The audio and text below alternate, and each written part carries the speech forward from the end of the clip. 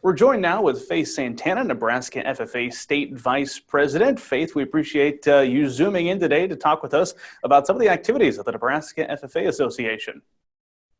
Yeah, I'm glad to be here. Thanks for having me. First, tell us how things are going on your end.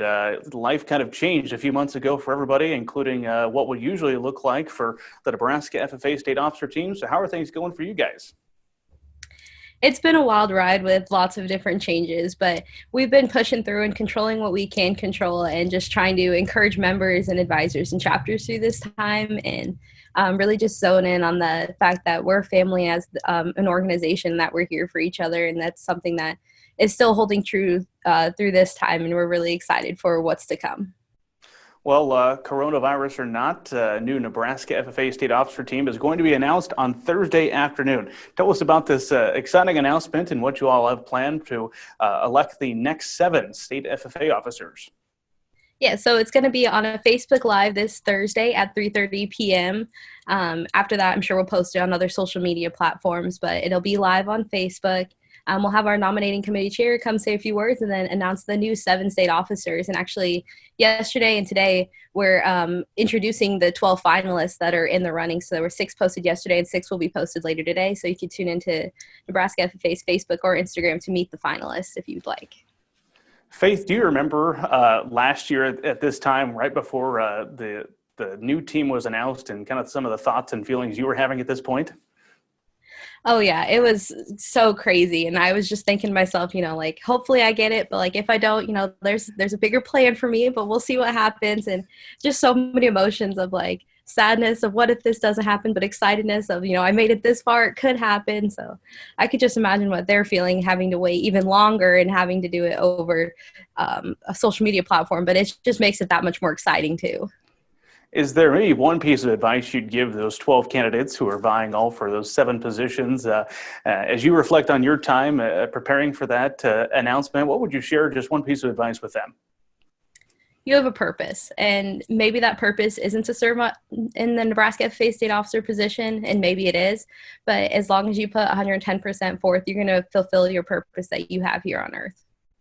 So that is the next State FFA officer team announcement, again happening on Thursday afternoon on Facebook Live. We're excited about that announcement, but we're also doing kind of a virtual convention to highlight some of the student success over the past year. Tell us about when that's going to take place and what that's going to look like.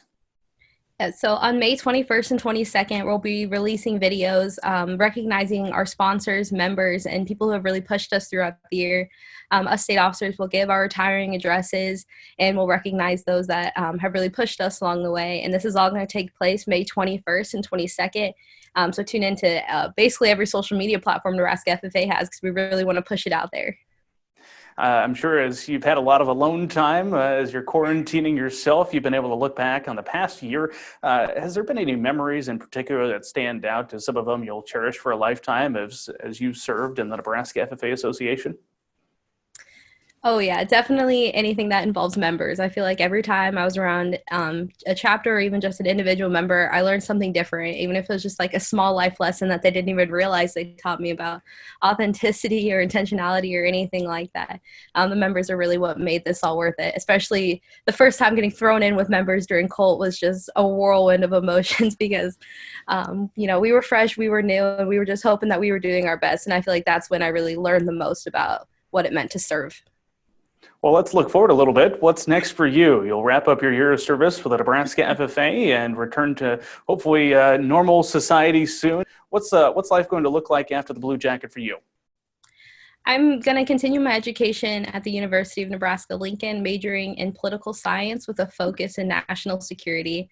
Hopefully, I can get an internship at the Capitol this year or in the coming years. And my end goal is to work for the Department of Homeland Security in the national security sector, but my plans change almost every day, so we'll see where I actually end up. Sounds good. Well, we'll keep an eye on some of your travels. Sounds like you got a good eye on what you hope to do someday, Faith. We sure appreciate you sharing some of this information with us about how the Nebraska FFA Association is adapting. We'll remind folks again to tune into that State FFA officer announcement on Thursday afternoon, and then on May 21st and 22nd for the Celebrate Nebraska FFA Days. Faith, stay healthy and stay safe, and we'll look forward to talking to you soon. You too, Bryce. Thanks for having me.